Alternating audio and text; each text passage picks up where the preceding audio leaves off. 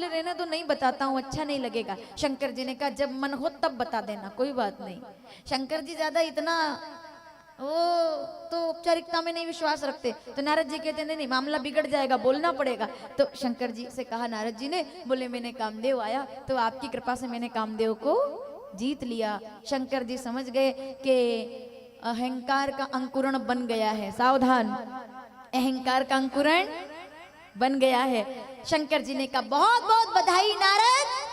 अरे नारद जी, माताओं सावधान, जो स्क्रीन के सामने बैठी है वो भी, हाँ एकदम बिल्कुल सीधा देख रहे हो आप। उधर मैं जानती हूँ कि आप सीधा मुझे ही देख रहे हैं या गोविंद भगवान को ही देख रहे हैं, लेकिन बीच बीच में थोड़ा थोड़ा ऐसे ऐसे करते रहे ना तो मुझे समझ आए कि हाँ आवाज आ रही है मेरी पीछे तक। ठीक है, मैं देख रही हूँ आपको बराबर। ठीक है, समझ गए ना आप किससे सावधान? झूठी तारीफ करने वाला। एक बात जीवन में याद रखना, पीछे तक बैठी माताएं, ठीक बोलूं तो समर्थन करना वरना मत करना। जो आपके घर बैठकर आपकी चाय पीकर आपके सामने किसी और की बुराई कर सकता है, वो किसी और के घर बैठकर उसकी चाय पीकर आपकी बुराई भी जरूर करेगा। इसलिए हर किसी के सामने अपने मन के राज मत बताइए, हर किसी से अपने मन की बात मत कहिए, क्योंकि औरों तक बात पहुंचने में वो अपने लोग जिम्मेदार होते हैं जिनसे हम कभी भावुकता में कुछ बोल जाते हैं।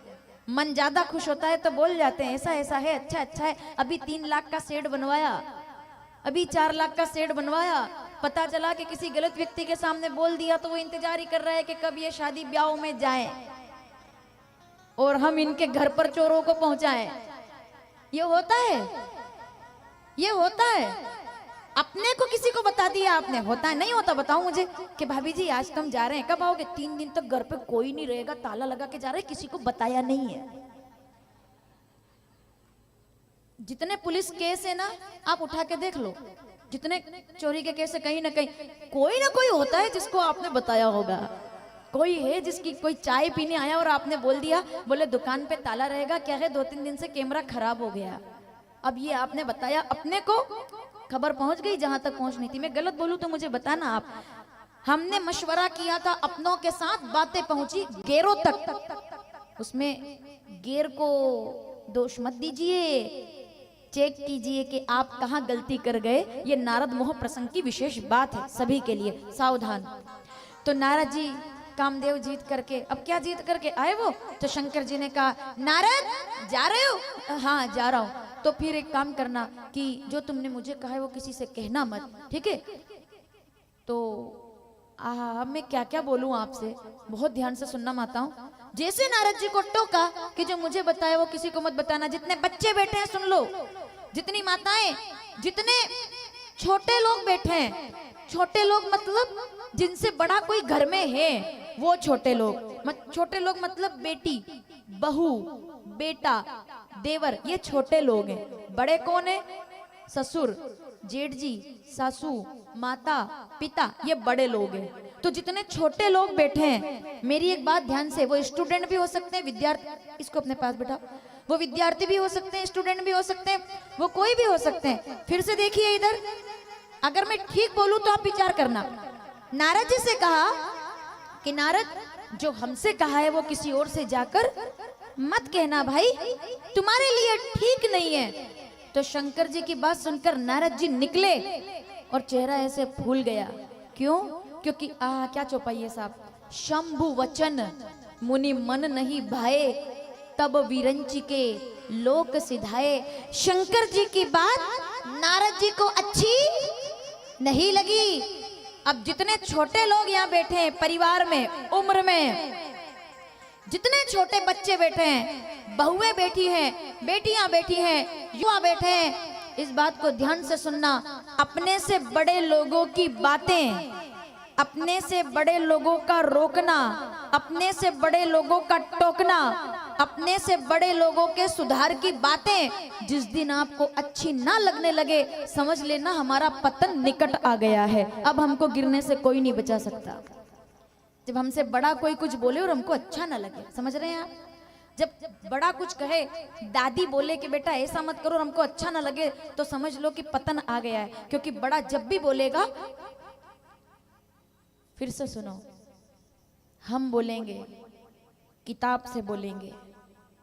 मैंने हमेशा कहा है, ज्ञानी बोलेगा किताब से बोलेगा, वैरागी बोलेगा पुराण से बोलेगा, लेकिन घर का बूढ़ा बोलेगा तो किताब में पढ़कर नहीं, वैराग्य में पढ़कर नहीं, अनुभव को जी करके बोलेगा। इसीलिए ज्ञानियों को सुनो ना सुनो, वैरागियों को सुनो ना सुनो, सन्यासियों को सुनो ना सुनो, पर घर के बूढ़ों को जरूर सुनो। अगर आप घर के बूढ़े को सुन रहे हैं तो आप 1000 संतों को सुन रहे हैं। क्षमा कीजिएगा, मतलब ऐसा लगेगा कि मैं खुद के ही विरोध में बोल रही हूँ, लेकिन यह सत्य है। आप आज इस बड़ी संख्या में मुझे सुनने क्यों आए हैं? इसलिए आना पड़ रहा है क्योंकि हमने घर के बड़ों को सुनना बंद कर दिया है।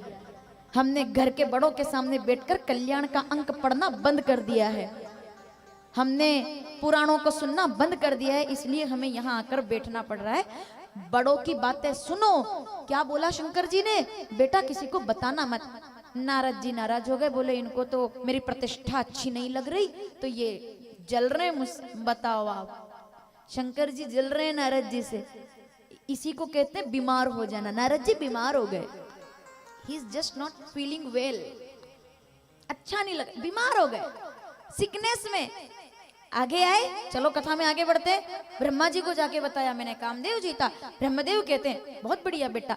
आगे गए तो नारायण भगवान के दरवाजे पर, देखो कैसे गलतफहमी बनती है। नारायण भगवान के दरवाजे पर आए, नारायण नारायण, तो हर्षि मिले उठी रमा निकेता, बैठे आसन ऋषि समेता। भगवान दौड़ पड़े और नारद जी को गले लगा लिया। तो नारद जी को क्या लगा?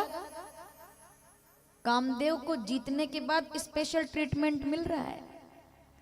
अब जो मेरा स्टेटस है समाज में बहुत बढ़ गया है, अब मैं किसी से कम नहीं हूँ। भोलेनाथ, वरना ये भगवान मुझे कभी देखते नहीं थे। कहते थे कि नारद जी आए तो आए, गए तो गए, आज तो उठ के सम्मान कर रहे हैं। जबकि बात क्या थी?